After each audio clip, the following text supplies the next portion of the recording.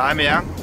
Jeg var lige en tur forbi Frank Rasmussen, den legendariske iværksætter med rigtig mange televirksomheder bag sig. Han har et par idéer om, hvad der skal gøres for, at vi kommer frem i Danmark med iværksætteri. Hvorfor er det står så sløvt til?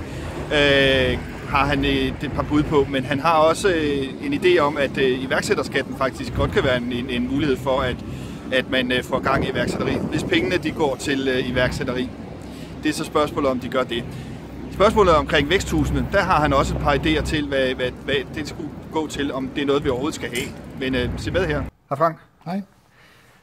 I lang tid har du som perler på en snor produceret virksomheder. Du er den erfarne iværksætter. Du er den, som stadigvæk er iværksætter og har lige startet noget nyt. Men hvilke nogle erfaringer har du taget med dig, som gør, at du har nogle, i hvert fald måske tre gode råd til nogen, der skal starte op i dag, som de skal lade være med at gøre? De skal lade være med at gøre, eller de skal gøre? Nej, de skal lade være med at gøre. Jamen, jeg tror ikke, de nødvendigvis skal bilde sig selv ind, at de har den fuldstændig endegyldige gode idé. Det, der er ekstremt vigtigt, det er at få sparet sine idéer og sine tanker med nogle andre mennesker, som kan have erfaring inden for økonomi, som måske er fjern for mange iværksættere, men også måske har erfaring med noget produktudvikling. Altså, ja, tag nogle af de gode gamle dyder og prøv at lytte til, hvad de mennesker, der har en masse erfaring fra måske andre brancher, de har at sige til deres gode idé. Det er nok det første råd, jeg vil give. Det næste råd, det er, at når man skal ud og finde noget kapital, så er det vigtigt, at man har beskrevet sin forretningsidé omhyggeligt. Det skal være et professionelt gennemarbejdet materiale, man præsenterer sine investorer for. Fordi gør man ikke det, det er typisk one shot. Du har 30 sekunder måske at skabe opmærksomheden. Evner du ikke at skabe opmærksomhed der, jamen så er du ude. Og du skal ikke bare have de 30 sekunder, du skal have dem til at bide på de 30 sekunder. Og så skal dit materiale underbygge alt det, du står og fortæller omkring din idé. Og den sidste ting, det vil jeg så sige, mange iværksættere er jo frygtelig bange for, at der er nogen, der ser deres idé. Altså, det er typisk ophavsmanden til idéen, der har visionerne og evnen til at videreudvikle det. Det er sjældent folk, der kan copycat det. Og i stedet for at gå ud og være bange for at præsentere sin idé for nogle iværksættere, for nogle investorer, med frygt for, at de måske stjæler ens idé, så vil jeg sige, at man er nødt til at åbne godteposen, hvis man vil have nogen til at investere i det. Ja. Så hvad er det gode råd for, at man laver en ordentlig præsentation? Hvad skal man ikke gøre? Jamen, jeg ved ikke, hvad man ikke skal gøre. Jeg ved, hvad man skal gøre i hvert fald. Men man skal brænde for sin idé. Yes. Altså, det skal stråle ud af dig, at du brænder for det. Du må ikke brænde så meget, at du måske kigger ensporet på din idé, hvor der kun tror, at der er én farbar vej, for det er der ikke, der er altid mange. Men du skal brænde for det, og det skal brænde igennem. Det skal lyse ud af dig, hvad det er, du vil. Men grund til at spørge på den måde, det er jo fordi, at man kan ikke undgå at fejle, så man vil komme til at gøre nogle ting, som man ikke skulle have gjort. Og når du ser tilbage på nogle ting, du ikke skulle have gjort, hvad kunne det så være? Ja, det har jeg ingen idé om. Det kan du ikke huske. Selvfølgelig skal man fejle. Og man skal jo fejle, fordi eller man kommer jo til at fejle. Hvis man rent faktisk er så ambitiøs og brænder sig for sine ting, så skal man også hele tiden op og ramme overliggeren. Ja. Og en gang imellem kommer hovedet altså lige til at ramme overliggeren, og så får man en lille dunk, og så skal man lære det. Og det er måske virkelig det vigtigste, det er ikke så meget et spørgsmål om at fejle. Det er jo måske virkelig et spørgsmål om at lære de fejl, man begår. Altså, det er ikke dumt at begå en fejl, men det er det, man er dumt at begå den samme fejl 2 gange. Men man skal ikke rende rundt og være en undskyldning for sig selv, eller rende rundt og undskylde sine fejl. Man skal leve med dem, og så skal man til at komme videre i en far. Jamen, man skal være stolt. Så længe man kun begår fejlen 1 gang, så synes jeg ikke, der er noget at være flov over. Det vi ser i Danmark, min røde tråd her, den handler lidt om de her unicorns, vi ikke har. Altså virksomheder, der bliver vurderet til over $1 milliard. Det er måske noget, vi kommer til at se i fremtiden i Danmark, men hvad er det, der bliver gjort forkert herhjemme?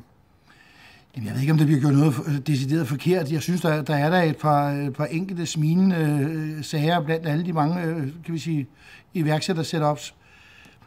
Men altså, vi kan sige, at vi har nogle udfordringer. For det første er vi et lille bitte land. Vi er en lille bitte kultur. Vi har en lille bitte sprogstamme. Som man siger, der kan være langt til masserne. Og der kan man sige, der er nogle måske udlændinge, der har lidt nemmere ved det. Det er måske også lidt nemmere, i hvert fald nogle lande, at skaffe noget risikovillig kapital. Igen, der har vi måske også nogle udfordringer. Ja. Jeg tror ikke, vi ser nogle af de unicorns, der har været i Danmark, der sådan er, jeg kan i hvert fald ikke huske nogen, der er sådan rent funderet på dansk kapital. Det mener jeg ikke, der er. Nej. Så man kan sige, det er jo typisk penge, der skal til for at få skabt succeserne. Fordi langt de fleste succeshistorier er jo nogle virksomheder, der brænder mange penge af i starten. Det er meget, meget, meget få virksomheder, som tjener penge på første dag. Og det er i hvert fald meget sjældent unicorns, der gør det. Altså det er ligesom om, at Twitter har næsten været på banen lige så lang tid som Facebook, men Twitter tjener stadigvæk ikke de store penge, vel? Så nogle gange skal man brænde penge af rigtig, rigtig længe. Ja. Og, men hvad er det, der gør, at så få danske investorer investerer? Altså der må være et eller andet, der ikke lige spiller. Ja, det er jo svært at sige. Det er jo virkelig investorerne, man skal spørge om det. Men altså, man kan sige, udgangspunktet, og der tror jeg sådan set, at de danske investorer er lige så gode som udenlandske investorer. Men man kan sige, udfordringen er måske lidt, at der er måske ikke altså ligesom vi er et lille land, så er det også begrænset måske, hvor mange venturekapitalister vi har, eller venturefirmaer generelt set. Og det bærer måske også lidt præg, at de forretningscases, de præsenteres for, de er ikke nødvendigvis altid særligt gennemarbejdet. Okay. Og jeg ved ikke, hvad årsagen til, at de måske er det mere i udlandet, der hænger derom. Nej. Men når vi ser på talentet herhjemme og forretningsudviklingen, der synes du måske, at der er lidt lag der. Men er det begyndt at vinde? Er der begyndt at ske noget? Kommer der bedre ting til? Du har været involveret i et par forretninger, som du så nogle muligheder i. Så du har også berøring med de her unge mennesker omkring, hvad det er, de gør, og hvad deres ambitioner de er og sådan noget. Er der ved at være gang i noget? Jeg ved ikke, om der er mere gang i den, eller mindre gang i den i øjeblikket, end der har været tidligere, eller der kommer fremadrettet. Men man kan i hvert fald sige, at vi har behov for, at de iværksættere, at de får nogle bedre rammer for at skabe deres forretninger. Og den ramme, det er måske stille nogle høje krav til dem. Ja. Det er godt, jeg er uenig med mange iværksættere. Jeg kan jo godt lide iværksætterskatten. Jeg synes, det er en genialitet. Under forudsætning af, at pengene bliver brugt til at hjælpe iværksættere, så synes jeg faktisk, det er en genialitet. Og det er måske der, hvor den fejler, fordi det er jo ikke det, pengene bliver brugt til. Nej, det går den så ikke.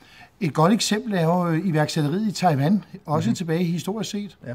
Taiwan er på størrelse med Jylland. Ja. Der ligger en stor bjergkæde lige i midten af det hele. Ikke desto mindre er det en af verdens største IT-producenter, altså IT-udstyr. Ja. Nu er det ved at flytte meget af det til Kina, bevares. Men det er det jo, fordi at være iværksætter i Taiwan, det er en gave. Og det er en gave, der bliver belønnet og støttet af det offentlige på alle ledere kanter. Ja. Og havde man så bare brugt iværksætterskatten i Danmark til det samme, ja, så synes jeg faktisk, det var en forrygende god idé. Okay. Men politikerne, 3 råd til politikerne for, at der kommer bedre gang i Danmark og iværksætteriet? Jamen, altså, jeg synes jo, at iværksætterskatten som sagt er god. Jeg synes, det er under forudsætning af, at pengene bliver brugt til iværksætteriet. Ja. Så hvis I bruger nogle af de midler, I opkræver for iværksætterne, som jeg synes, man opkræver med rette, men sørg for at kanalisere dem ned i iværksætteriet. Sørg for at lave nogle støtteordninger. Det kan være, at du kan gå ind og få lavet 3D-print af din prototype et sted, uden det koster en krig eller en jetjager. Det kan være, at du kan få noget økonomisk rådgivning omkring at lave din forretningsplan, altså den økonomiske forretningsplan. Og det kunne være, at du kunne få noget støtte i, hvordan skal det her produkt markedsføres og komme ud internationalt, så vi kan få nogle eksportkroner hjem i kassen. Du har jo beskæftiget dig med abonnementer, og på den måde så får du spørgsmål fra Søren Friis Larsen fra Dansk Erhverv, der går på det her omkring crowdfunding. Og der skal man jo også have en masse mennesker til at stemple sammen om et produkt. Så hvad ser du, der sker i Danmark for tiden med hensyn til funding på nye alternative måder? Jamen jeg tror ikke, der sker nok meget, men jeg tror også, der kunne ske rigtig meget mere. Igen vil jeg sige, hvis vi lige går skridtet tilbage og tager politikerne med, nogle af alle de her iværksætterskattekroner, hvad skal de bruges til? Det kunne jo godt være til at centralisere stedet, hvor man laver crowdfunding. Altså simpelthen lade det være noget, der bliver understøttet af delvist af offentlige midler. Ja. Altså der er der forskellige steder, som har masser af gode initiativer. Der er masser af stærke kræfter bag. Jeg synes, man har brug for at forene alle de her kræfter. Jeg synes, man har brug for at centralisere de kræfter og prøve at gå til iværksætterne og investorerne mere ensartet og mere centralt. Okay, hvad betyder det? Det forstår jeg ikke helt. Mere ensartet og centralt? Jamen det betyder eksempelvis, det kunne være, at man havde et iværksætterhus, eller hvad man nu kalder det. Dem har vi jo også. Vi har jo de her væksthus rundt omkring. Ja, det er rigtigt, det har vi. Og grunden til, at vi har alt muligt andet, er også måske, at de væksthus ikke fungerer sådan helt optimalt. Jeg har også været i et væksthus en gang og snakket med dem. Og jeg vil sige, det jeg fik ud af det var en rigtig god kop kaffe. Andet synes jeg faktisk ikke, jeg fik ud af det. Nej, det må jeg være enig med dig i. Men hvor er du selv henne lige nu? Hvad tegner fremtiden for dig? Jamen, jeg er den type iværksætter, at jeg er god til at sætte i gang, jeg er god til at beskrive, jeg er god til at innovere, og jeg er god til at eksekvere op til et bestemt niveau. Der er jeg meget bevidst om, hvor mine evner de rækker til, og hvor jeg jo selv har lyst til at nå til. Og man kan sige, at det er en af de opgaver, jeg har løst gennem mange år, i mange setups efterhånden. Jeg starter noget op, og når tingene spiller op til det niveau, jeg gerne vil have, det spiller, jamen så er jeg ikke den rigtige person til at sidde i det setup mere, og så trækker jeg imod. Der bliver startet et iværksætterråd hos Dansk Iværksætterforening, men hvordan ser du dig selv i sådan en situation? Hvordan jeg ser mig selv? Kunne du være med i et iværksætterråd?